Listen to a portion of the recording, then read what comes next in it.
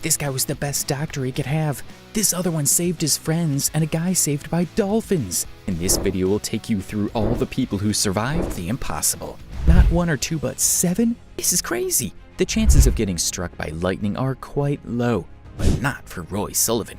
In 35 years, he was struck by lightning 7 times, and he survived each time. Even up to the last strike in 1977 that burned his chest and stomach, Roy lived to be 72 years of age and survived being struck by lightning. Isn't that amazing? The odds of being struck many times by lightning and surviving is 1 in a million. Pretty sure Roy would be like 1 in a gazillion.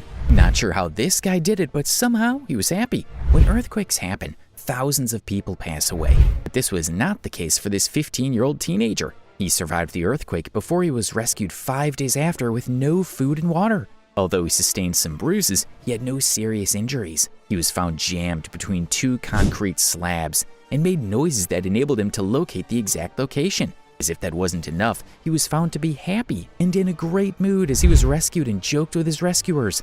Ah, the joys of extreme pain. See you later, alligator. Joey Welsh, a 6-year-old boy, survived an alligator attack. The young boy mistook a floating plant leaf as solid ground after something caught his attention at the wildlife refuge in Florida while they waited in line for a canoe ride. He fell into the water, and an alligator caught him by the right hand. He began to scream and was rescued by the wildlife service team, who had to destroy the alligator. The young boy survived with only a few bruises on his right arm.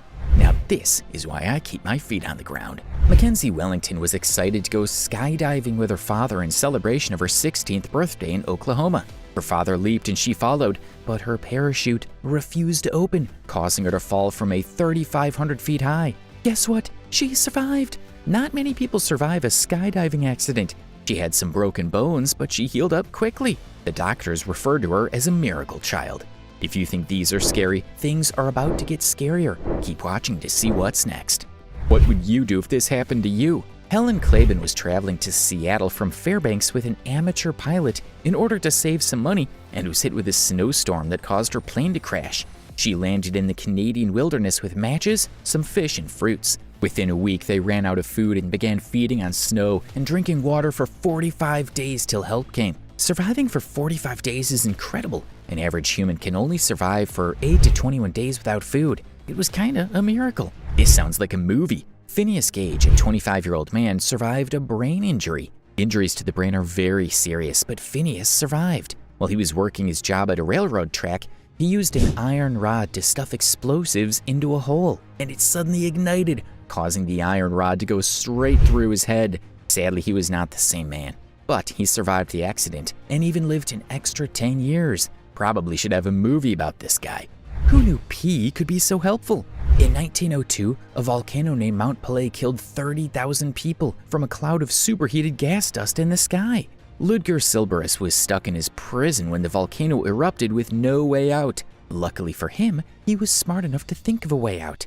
He removed his clothes, peed on them, and stuffed them in the cracks of his cell so as to prevent more gas and dust from going in. Of course, he survived, and his case was regarded as a miracle because he really had nowhere to go. Seriously, why can't people just stay on the ground? On his visit to Switzerland, Chris Gursky decided to go hand gliding while on vacation. Everything went well until Chris found out that he was not properly strapped in by the pilot and was hanging free from the necessary safety restraints. When he realized that he was headed for a free fall, he held on for his life for about 3 minutes before he landed. The pilots did their part by holding on to him, but it was still not good enough as he crash landed and broke his wrist. He also found out that he tore his biceps from holding on for too long. Much later, he said that he thought he was going to pass away. Well, duh. Starting now, things get even scarier. Keep watching until the end. The human cat or something close. I've heard of the saying that cats have 9 lives, but I have never heard that humans have 7. Frane Selleck has experienced 7 near-death experiences. He was on a train that derailed into a river and people passed away. He was in a plane in which the door flew off. A bus he was in drove into a river. His car caught fire when he was driving. He was hit by a bus. He drove his car from a 300-foot height and dropped out at the last possible second. Despite all these experiences, his fortune changed when he won a lottery and even lived to be 87. I bet he loved cats somehow. I will never say, I am freezing again. Have you ever heard some say, I'm freezing when they're just cold? I certainly have. Jean Hilliard had no hope of surviving when her car slid off the road in a very heavy snowstorm. She decided to walk down to her friend's house rather than tragically freezing in her broken car. She managed to make it till she was about 15 feet from her friend's house before she fell unconscious in the snow and was there for 6 hours before she was found and taken to the hospital by her friend. She was wrapped in an electric thermal blanket. She woke up completely healthy and was even able to regain the use of her legs and arms. Shocking. How long can you hold your breath? I'm not sure as long as this guy. In 2013, Harrison O'Keefe's tugboat got overturned and he was sucked into the bathroom. He found out that he was alone as his other crewmates had passed away. Left in his underwear, the boat fell 30 meters and Harrison managed to leave the bathroom into another part of the boat, barely enough for him to survive. Seeing how bleak his hope of survival was, he began praying desperately through hunger, thirst, and intense cold. After 60 hours, a group of South African divers came to inspect the boat and found him. The divers could not explain how he survived and just concluded that someone was watching over him. I agree. I didn't see this story in the Titanic movie. Dick Williams was on the famous Titanic ship that hit an iceberg and crashed. He wanted to attend Harvard and move from his home in Switzerland. When the ship sank, he found himself in the frozen sea and managed to climb into a lifeboat that was not fully assembled. He suffered from severe frostbite on his legs. When he was finally rescued by a rescue boat, the doctor on board informed him that he would need to amputate his legs, and he strongly refused and began to pace the rescue boat so as to return circulation to his legs. After 12 weeks, his legs were fully restored, and he went back to playing tennis, even winning at the Olympics in 1924. It made an amazing sequel to the movie, don't you think?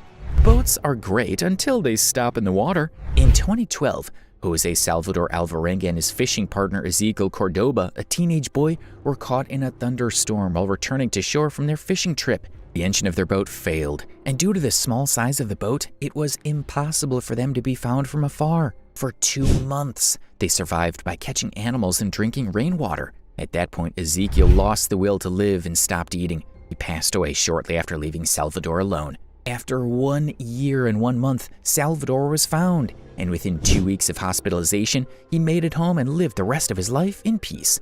It's a bird. No, it's a balloon. Or is it a person?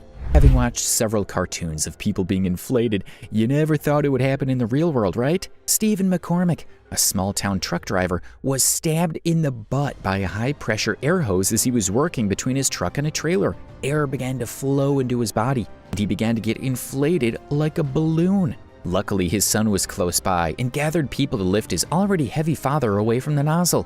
The doctors used about 3 days to get the extra air out of his body, and he did not suffer any major bruises. Don't try that at home, okay?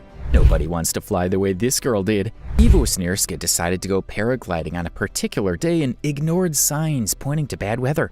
Rather than taking off with some of the pilots that went earlier and cleared the air, even her crew took off an hour later. Unable to dodge the thunderstorm, she flew straight into it and was caught by the wind. She began to fly into the sky higher and higher, and the air began to get colder. Hail the size of an orange began to hit all over her and weighed her down until she passed out and began to fall. Luckily, her glider opened up, and she managed to muster her remaining energy to do the emergency landing. Thankfully, help arrived soon, and she made it. What is that in the water? Sharks are beautiful creatures, but are best avoided. With their scary bites, they're almost impossible to survive. Note the word almost, as Ted Endress, a man hit by a great white shark 3 times while surfing. The shark was about 2 times his size, but he was able to survive as a group of dolphins gathered around him while swimming to protect him from the shark. He was later helped ashore by his friends and the dolphins. At the hospital, they worked hard to save him.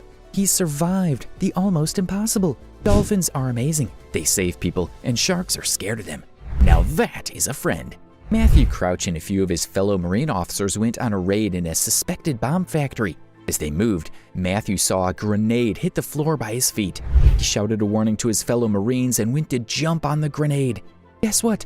No one was injured, including Matthew himself. He rolled on top of the grenade, using his backpack to pin the grenade and tucking his legs into the air. His backpack was shredded from the impact of the blast, and his body armor and helmet were full of grenade fragments. He simply walked away with a headache and was a hero with his friends. That's a pretty close shave.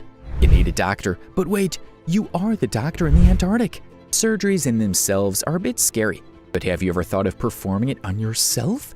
This was not a question for Leonid Rogozov, a Russian surgeon found to be in a critical situation while he was journeying through the Antarctic with no hope of help for the next 30 days. Leonid discovered he had appendicitis and was left with no choice but to perform surgery on himself. Needless to say, he shocked the world by pulling off that complicated surgery.